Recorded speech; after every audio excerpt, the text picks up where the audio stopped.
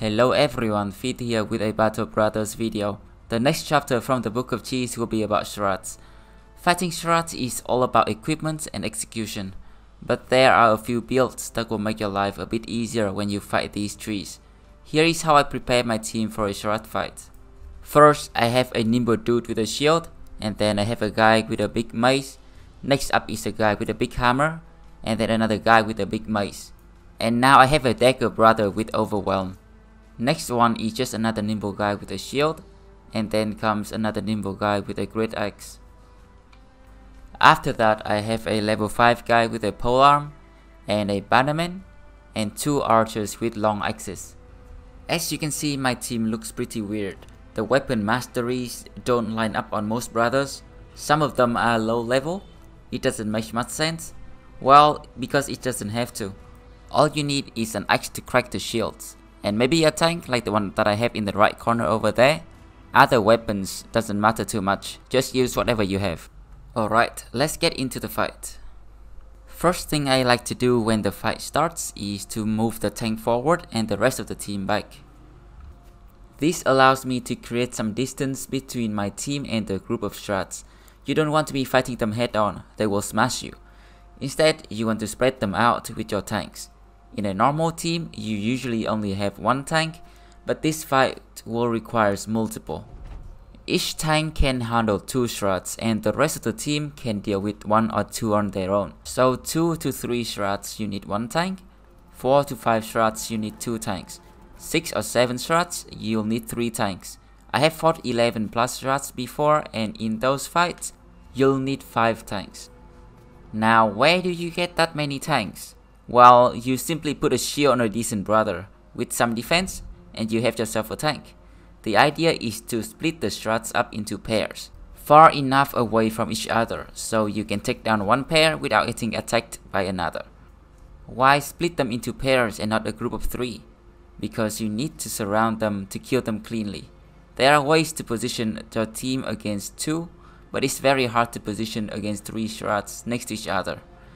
If you are in the early game and there are only a few Schrats, you can split them individually and take them down one by one. But in the late game, you simply don't have enough people to do that. For some reasons, the Schrats really dislike dudes with shields and will try to avoid them instead of jumping in. You can take advantage of this and put the tanks right in front of them. Find the right moment to jump in and pin them down. After the Schrats are split into pairs, the rest of the team form a kill squad and take down 1 or 2 leftover broccoli that run your way, and then move on to clean up the remaining vegetables. Each group of 3 you clean up will gain you back a brother, so work your way back from the last tank to the first. The first tank will have to hold down the Schrats the longest, since he's the first one to jump in, and the last one that the team get to, so he should be your strongest tank. Rank your tanks from best to worst based on their strength, and use them in that order to pin down the enemy. Try to wait for them to pass you a little bit and pin the Schrats down from behind. This will allow your team to surround them easier later on. Bring 100x on the tanks if you can, because once the team gets close, the Schrats will no longer be interested in attacking the shield dudes, so their jobs can change to cracking the shields instead. That's it for the tanks. Now let's talk about the rest of the team, aka the kill squad.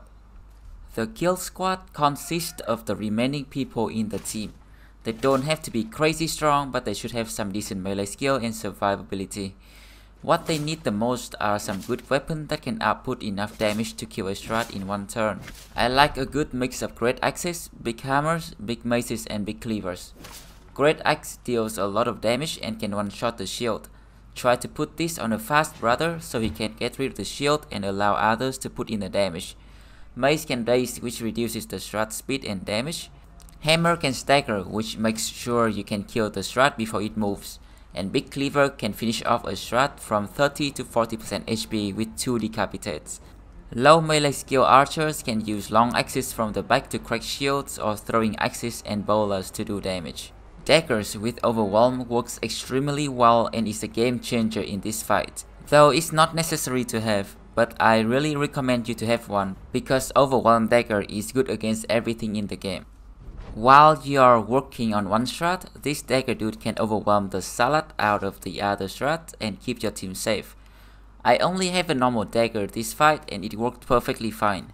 A Katal dagger can do a lot more damage and also combo well with the dice from the mace. Also, a dagger guy and an axe guy can take down the Strats on their own. The axe guy can crack the shield, allowing the dagger guy to do the damage, and the Shrat can't do anything to both of them because of the overwhelm.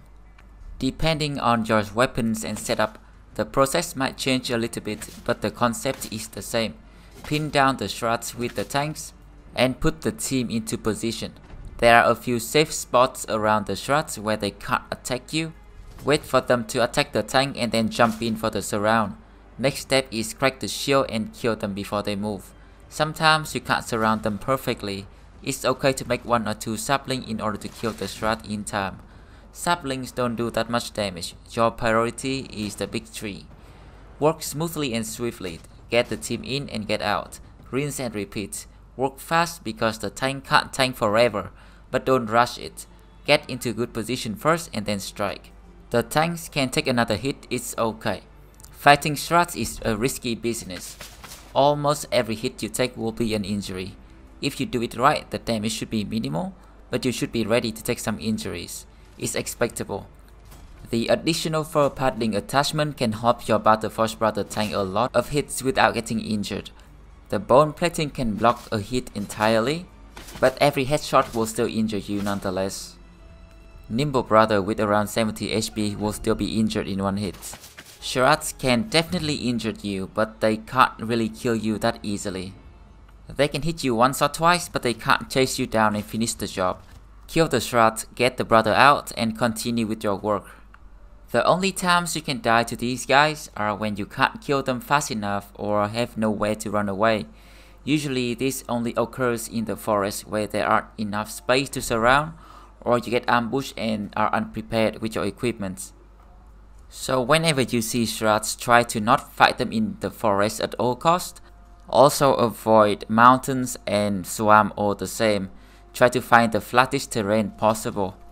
The nicer the terrain, the better you can maneuver around and spread them out. Schrats' loot is quite bad. They can drop crafting materials to make a shield, which is terrible, light padding attachment, which is never useful, and the XP potion, which used to be pretty good, but now it's just an expensive trading hall. Well, at least the loot can be sold for a decent amount of money, and to those who say the risk is not worth the reward, I say loot is loot. And congratulations! You now know how to fight Schrats.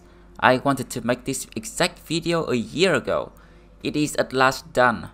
What would you like to see next in this series? Ifrits? Snakes? Let me know in the comments. Thank you for watching. Enjoy the rest of the fight. I have been busy lately and can't make video as frequently. You can check out my stream with the link below. Take care everyone, and I will see you next time.